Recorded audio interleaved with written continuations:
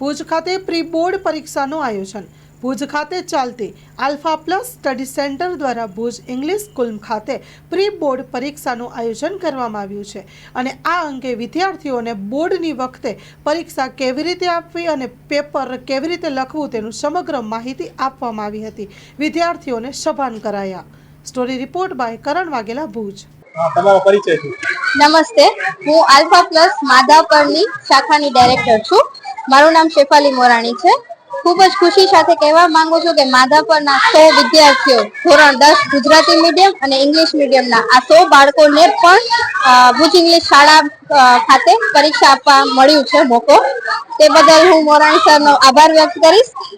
સૌપ્રથમ તો આ પરીક્ષા શું કામ મહત્વની છે? અહીં આ પરીક્ષા લેવાથી એટલે કે પ્રી બોર્ડ લેવાથી બાળકોને છે એક અનુભવ મળે છે। ખાસ માધાપરથી પણ બાળકો ભુજ આવે છે એક્ઝામ આપવા માટે અને એવું હવે બોર્ડની પરીક્ષામાં પણ થશે। તો આ બાળકોને કેટલા સમય પહેલા નીકળવું, શું તૈયારી સાથે રાખવી, એવો બનાવ બને એનાથી પહેલા ધ્યાન રાખે એના માટે થઈ અને બાળકોના અનુભવ જરૂરી છે। પહેલા તો ખાસ કહીશ કે એ લોકોને હોલ ટિકિટ સાચવીને લઈ આવી જોઈએ। ત્યારબાદ પાણી, બોલપેન બધું વ્યવસ્થિત હોવું જોઈએ। પછી કોઈને બીમારી હોય તો સાથે ચોકલેટ જેવી વ્યવસ્થા રાખવી જોઈએ। આ બધી નાની નાની જે વાતો છે એ અંગે ધ્યાન રાખે એ માટે અમે પ્રી બોર્ડનું આયોજન કર્યું છે, જેથી બાળકોને સમયની ખાસ આઈડિયા આવે કે સમય કેટલું આપણે સાચવીને ચાલવું જોઈએ। આ બાળકો છે એ પરીક્ષામાં ખૂબ જ સારું પ્રદર્શન કરે એવી હું ભાવના વ્યક્ત કરું છું અને તે બદલ એમને બેસ્ટ ઓફ લક કહીશ। Thank you. હું મોરાણી સાહેબ આલ્ફા પ્લસ સ્ટડી સેન્ટરના સંચાલક। આપ સૌ જાણો છો તે મુજબ તારીખ 27મી ફેબ્રુઆરીથી એસએસસી અને એચએસસી બોર્ડની પરીક્ષા શરૂ થઈ રહી છે। તો દર વર્ષની જેમ આલ્ફા પ્લસ પણ એનાથી પહેલાં એટલે કે પ્રી બોર્ડ પરીક્ષા અમે દર વર્ષે લઈએ છીએ।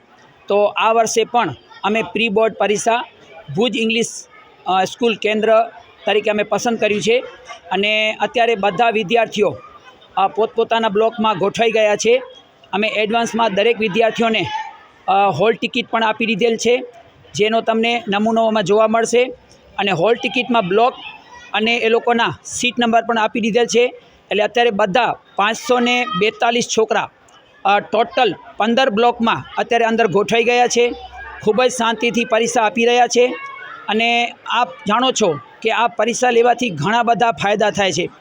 પહેલો ફાયદો તો કે એ લોકોને જે બોર્ડની જે સપ્લી મળે એવી જ અમે બોર્ડ પ્રકારની સપ્લી આપીએ છીએ, જેથી એમાં એ લોકોને કેવી રીતે પોતાના સીટ નંબર લખવા, કેન્દ્ર નંબર કઈ રીતે લખવા, ત્યારબાદ જેવી રીતે બોર્ડમાં બારકોડ સ્ટીકર અને ખાખી પૂઠું આપવામાં આવે છે એ રીતે જ અમે એ લોકોને ખાખી પૂઠું અને બારકોડ સ્ટીકર આપીએ છીએ। એ ખાખી પૂઠું ને બારકોડ સ્ટીકર કેવી રીતે લગાડવા એનું પણ અમે જ્ઞાન આપીએ છીએ। ત્યારબાદ બારકોડ સ્ટીકર પર જે જવાબવાહી નંબર લખેલા હોય છે એ બહુ જ અગત્યના હોય છે, કારણ કે જ્યારે બાળકોને પોતાનો પેપર ખોલાવવો હોય તો એ બારકોડ સ્ટીકરમાં જે જવાબવાહી નંબર છે એને હોલ ટિકિટમાં લખવાના હોય છે।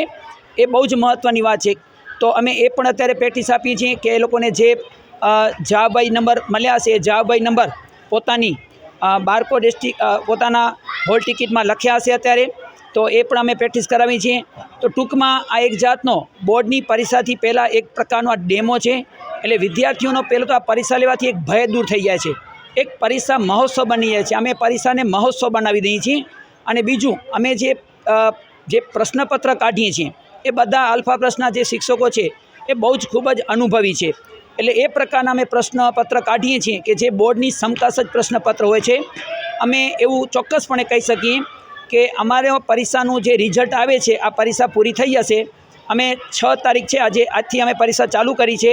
વચ્ચે બોર્ડની પદ્ધતિ મુજબ એક દિવસનો ગેપ પણ આપેલ છે અને બોર્ડની પદ્ધતિ મુજબ જ અમે વિષય ગોઠવેલા છે। તો વિદ્યાર્થીઓની એ પણ એક પ્રેક્ટિસ થઈ જાય। જેમ કે આજે એસએસસીમાં ગણિત છે, એસએસસીમાં જે ગુજરાતી છે તો બોર્ડમાં પણ પહેલો ગુજરાતી જ હશે, બરાબર છે। 12મા ધોરણમાં જેમ કે પહેલો અર્થશાસ્ત્ર હોય તો અહીંયા પણ અર્થશાસ્ત્ર છે, એ રીતે અમે કરીએ છીએ। અંગ્રેજી માધ્યમ એસએસસીમાં ધારો કે ઇંગ્લિશ છે તો અહીંયા પણ પહેલાં ઇંગ્લિશ છે। ટૂંકમાં એ લોકોને વિષયની પ્રેક્ટિસ મળી જાય છે અને એ લોકોને બરાબર અનુભવ થઈ જાય છે।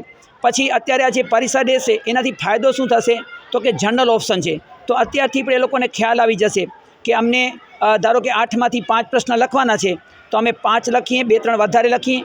અચ્છા, બીજી ખાસ વાત એ કે લોકોને સમયની પણ ખબર પડશે કે સમય ખૂટે છે કે સમય નથી ખૂટતો, એ પણ એને ખ્યાલ આવશે. બીજું, અમે પરીક્ષાના પેપરો જોઈને જ્યારે દેશું ત્યારે એને ખાસ પોતાની ખામીઓ જોવા મળશે કે ભાઈ અમે ક્યાં ક્યાં ઉતાવળા થઈએ છીએ, અથવા તો અમને એક પ્રશ્ન વધારે લખવો હતો જેથી શું છે એક પ્રશ્ન અમારો ખોટો પડ્યો તો અમારા માર્ક્સ ન ગયા.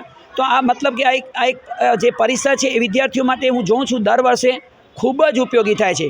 અને આ રીતે હું તો કહું છું દરેક શૈક્ષણિક સંસ્થાઓએ પરીક્ષા લેવી જોઈએ કે જેથી શું છે પોતાની શાળાના જે 10મા અને 12માના વિદ્યાર્થીઓ છે એ એકદમ ટેન્શન મુક્ત થઈ જાય અને એ જ્યારે બોર્ડની પરીક્ષા દેવા જાય ત્યારે કોઈ પણ પ્રકારનો હાવ ન રહે. એ લોકો એકદમ જાણે સમજી લો કે ખુશી સાથે જાય. એટલે એ મારી દ્રષ્ટિએ આવું ગોઠવું બહુ જરૂરી છે.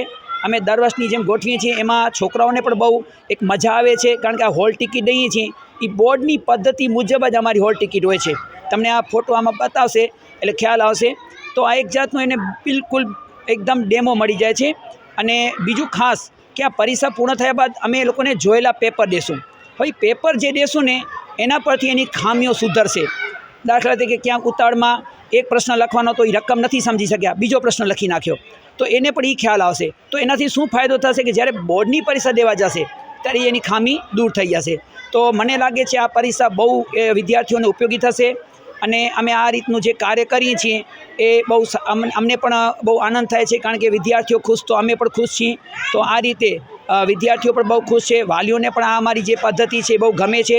અને તમે વિચારો અત્યારે ટોટલ 542 છોકરા આવ્યા છે, 542 વિદ્યાર્થીઓ હાજર છે. આ બહુ મોટી વાત છે, કોઈ પણ ગેરહાજર નથી રહ્યો. કેટલાકના ઘરે તો આજે લગ્ન છે, તમને ખબર છે લગ્નની સિઝન આ છે, છતાં પણ એ વાલીઓ કેટલા સમજુ છે.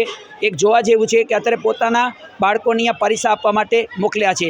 તો આ પણ હું કહું છું વાલીઓમાં એક જાગૃતતા હોવી જોઈએ કે પરીક્ષા તો આપણા માટે મહત્ત્વની છે. પ્રસંગો તો આવ્યા કરશે પણ વાંચવું જોઈએ. અને ખાસ હવે વાલીઓને ખાસ કહીશ કે બધા વાલીઓને કહીશું કે તમે તમારા બાળકો પર અત્યારે છેલ્લા જે દિવસો છે, કારણ કે હવે પરીક્ષાને બહુ દિવસોની વાર નથી, આજે 6 તારીખ થઈ, 27 તારીખના પરીક્ષા છે, માત્ર 21 દિવસ બાકી છે.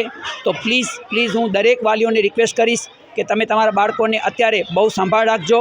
અત્યારે કોઈના મિત્રો ભેગા જવા ન દેજો અને સતત ઘરમાં એને વાંચન કરાવજો, કારણ કે બધી સંસ્થાઓમાં શિક્ષકોએ તમારા બાળકો પાછળ ખૂબ જ મહેનત કરી હશે, પરંતુ જો એ છેલ્લી ઘડીએ પુનરાવર્તન નહીં કરે ને તો એ બધી શિક્ષકોની મહેનત ધોવાઈ જશે. બરાબર? તો દરેક વાલીને હું નમ્ર અરજ કરું છું કે બધા વાલીઓ પોતાના બાળકોની કેર કરે. અત્યારે તમે બિઝનેસ કરો છો કરો, પણ ધ્યાન રાખો કે તમારું બાળક અત્યારે રખડપટ્ટી નથી કરતો ને ઘરે વાંચન કરે છે ને. અને છેલ્લી ઘડીએ શૈક્ષણિક સંસ્થાઓમાં જે પરીક્ષાઓ લેવાય છે એ ખાસ દેવડાવી જોઈએ. એનાથી શું છે એની પ્રેક્ટિસ સારી થશે. બસ મને લાગે છે મેં લગભગ બધી વિગત લઈ લીધી છે. તો બધાને હવે બોર્ડની પરીક્ષા માટે શુભેચ્છા, બેસ્ટ ઓફ લક. અને ભગવાન તમે જે મહેનત કરી છે એ પ્રમાણે તમને ફળ આપશે એવી મને ચોક્કસ ખાતરી છે. જય હિન્દ, જય ભારત.